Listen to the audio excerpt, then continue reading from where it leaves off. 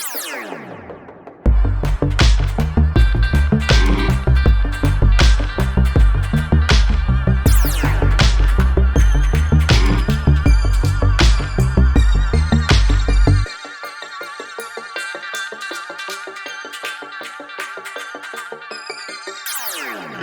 morning, everyone. How are you today?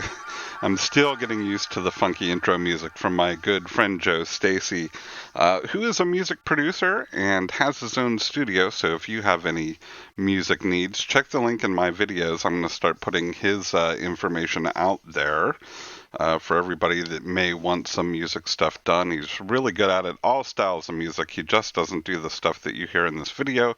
He does it all. And you can find all kinds of good things about him. He normally does soundtracks and stuff for movies. That's where his wheelhouse seems to be. But, you know, he'll work on anything. He's a very talented and gifted young man, and we appreciate all of his help here at the Crypto Insider channel. All right, shameless plugging out of the way.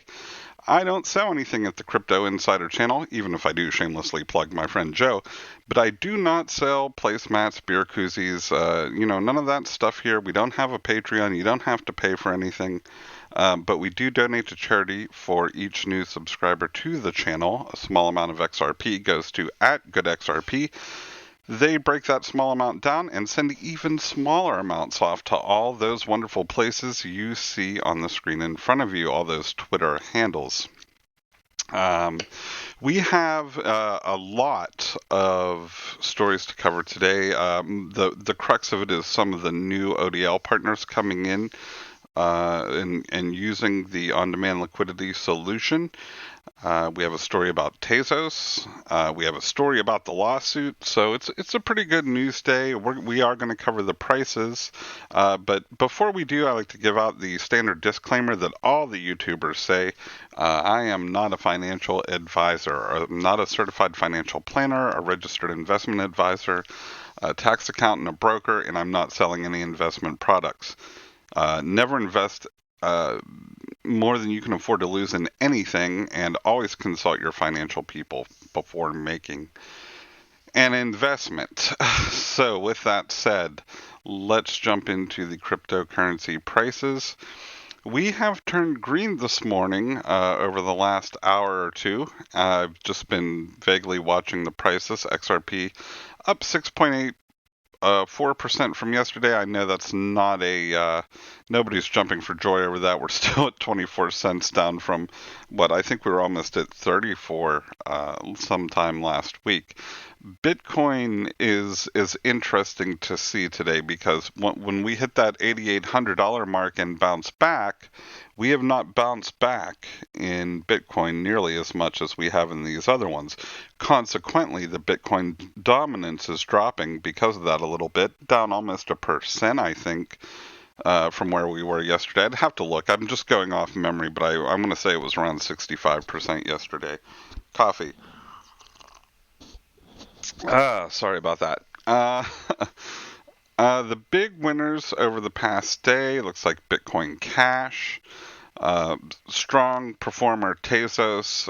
We are Tezos fans on this channel, and we've been getting into Link a little bit. My Link position is still kind of small compared to my other positions, but I do have some, and a lot of times, even I don't want to say small, but minor positions in Tezos and Link can offset against some of the volatile drops we see in some of the other coins. So just with a small position in these, sometimes you can offset a relatively sizable loss in something like XRP or Bitcoin or Ethereum. Ethereum up 6%. Still, we're not near reclaiming the recent high. I think it hit $280 at one point, or $282. So everything's up. With the big winners seeming to be Link and Tezos. And this coin called XEM, I don't know what this is. I apologize. I just don't research every single coin. I'm I'm hesitant to talk about some of these other coins because they could just be, flashes in the pans, and I don't want to really advocate for too many coins. I just talk about the ones that I like the most or that I see the most potential in. And, our first love is always XRP. So let's talk about the lawsuit. I'm sure if you're watching anybody's channels, and I haven't looked to confirm this, but I'm sure that they're talking about the lawsuit. Remember that lawsuit we had where the Honorable Judge Phyllis Hamilton was ruling on a motion to dismiss the charges against Ripple, and that ruling has come back, and it's not exactly what Ripple would like. Ripple failed to persuade a judge in Oakland to dismiss the entire lawsuit, calling Zakanoff versus Ripple Labs Incorporated. We're just going to call this guy Zakanoff, who didn't Lambo, versus Ripple Labs Incorporated through U.S. Judge Phyllis Hamilton, agreed to narrow its scope. And actually, Zakanoff, I think, if I recall in some of the original documents, he invested bought less than $500 worth of XRP and didn't Lambo from it. So now he is filing a lawsuit. Hamilton left a complaint by investors in place which alleged that Ripple had been selling unregistered securities. The whole thing is kind of odd to me because if you were concerned that a company was selling unregistered securities, you may file a lawsuit. There, my Cisco VPN is disconnected. On my other PC, my work PC, we're good to go. I'm supposed to be working, but I'm recording a video instead.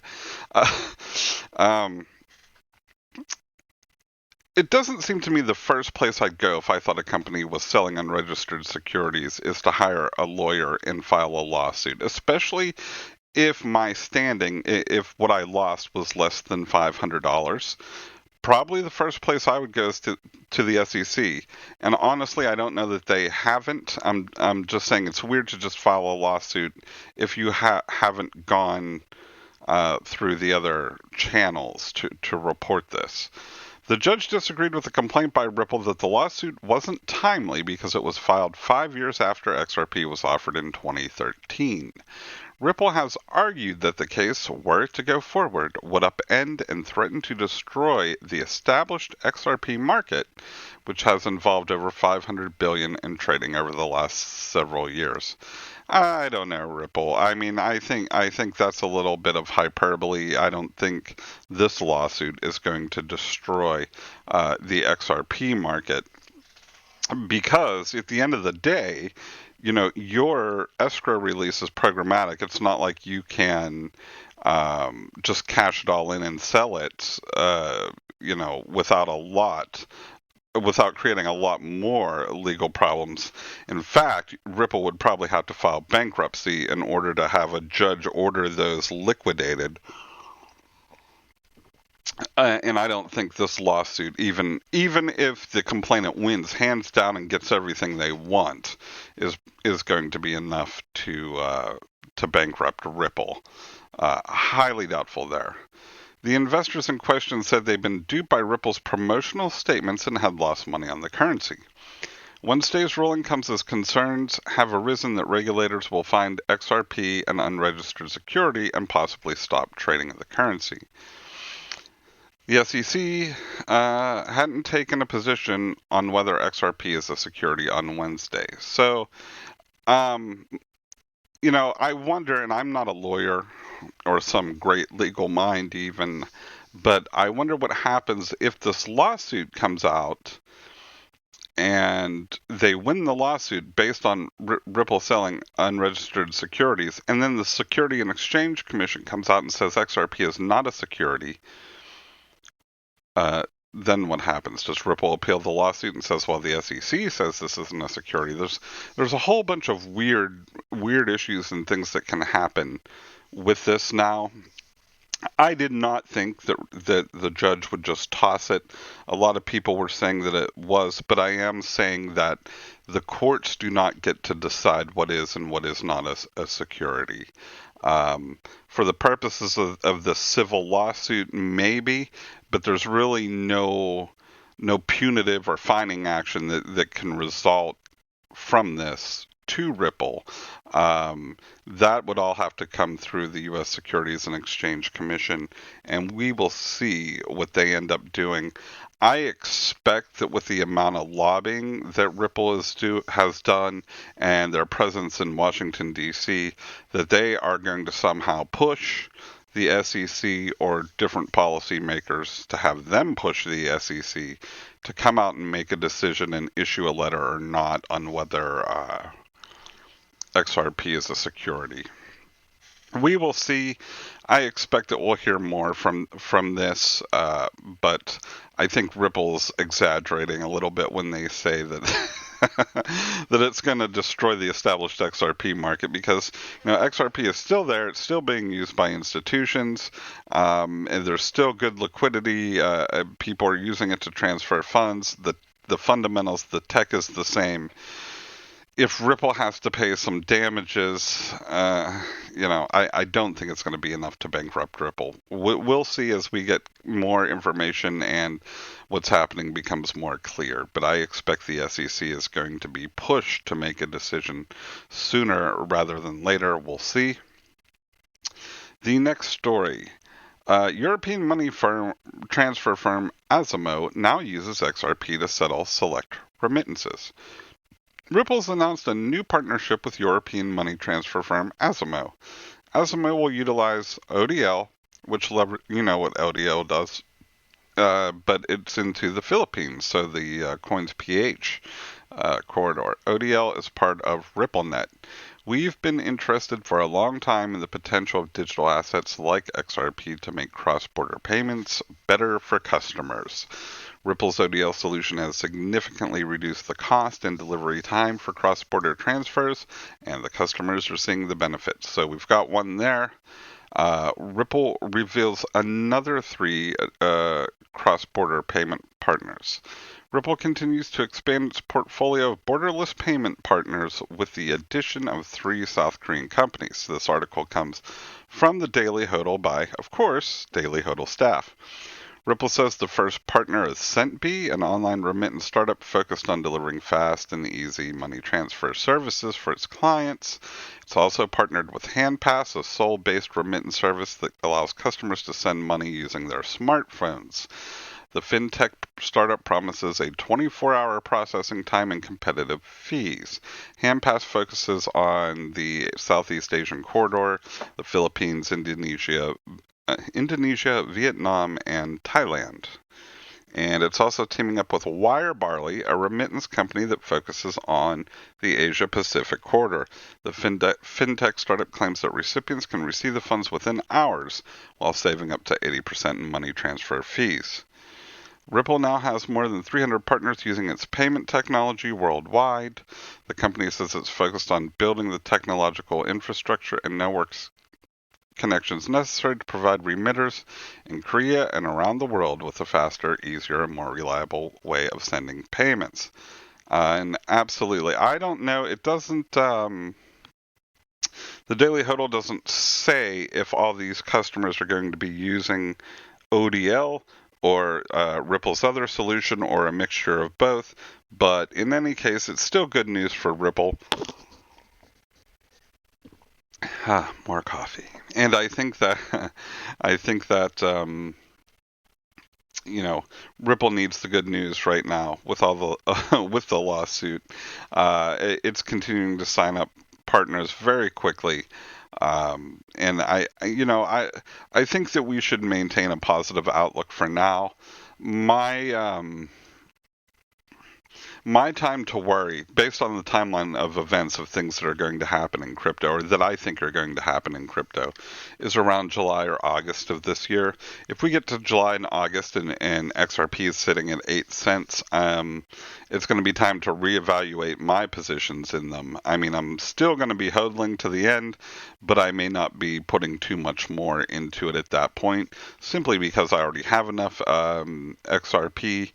And, anything more than what I have now is just, gravy. I don't really need to buy too much more, I don't think. But that's just my own personal thoughts. A lot of people say that we're not really going to see the benefits of XRP or high-priced XRP for 3 to 5 years, I think that's a little too far out. And I think people that buy it are going to get disinterested by then. People are already disinterested, and we've been on a descending resistance for 2 years. So if we don't see something this year, I think XRP is going to have a hard time attracting new money into the crypto markets, simply because there's so many competitors. Like I said, Tezos and Link are always in the headlines now. Ethereum's going to start staking, I believe. So, there's only so much crypto money to go around right now, and we need to be able to attract new people to the market. Hopefully, we're able to get some new money coming in with regulation and institutional buying. All right. The last article is from FX Street. Tezos price analysis. Tezos emerges from the ruble to turn positive. Does he mean ruble or rubble? This is Rahan Dal is the name of the author.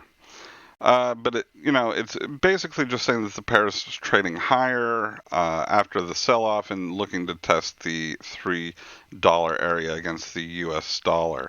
I want to say we were at 370 at some point with Tezos, so we are still down. None of these coins, none of these currencies have reclaimed the amounts they were before the recent batch of sell-offs, but it's still early days yet in this turnaround. We'll see if we can continue the momentum throughout this evening. Throughout the there's our music, our wonderful crypto insider music that's going to carry us out. I will be putting some videos up for you to continue your crypto insider journey. Remember to like and subscribe. If you have any concerns about XRP or any other coins, or you'd like us to talk about some other coin, let us know and we will get to it and do a little bit of research on it and try to make a video on it for you. I'm still positive. I wouldn't even say cautiously optimistic. I'm optimistic as I continue to hold and continue to watch what my positions do. And I'm looking forward. Actually, the next event I'm looking forward to is the halvening in May. I'm really curious as to see what happens there. I've heard so many different predictions. I want to see if I'm right. But we will talk about it later. Here's your videos. There's your subscribe button. Do the needful, as some of my coworkers would say. Please do the needful. And we'll talk to you tomorrow. Thanks.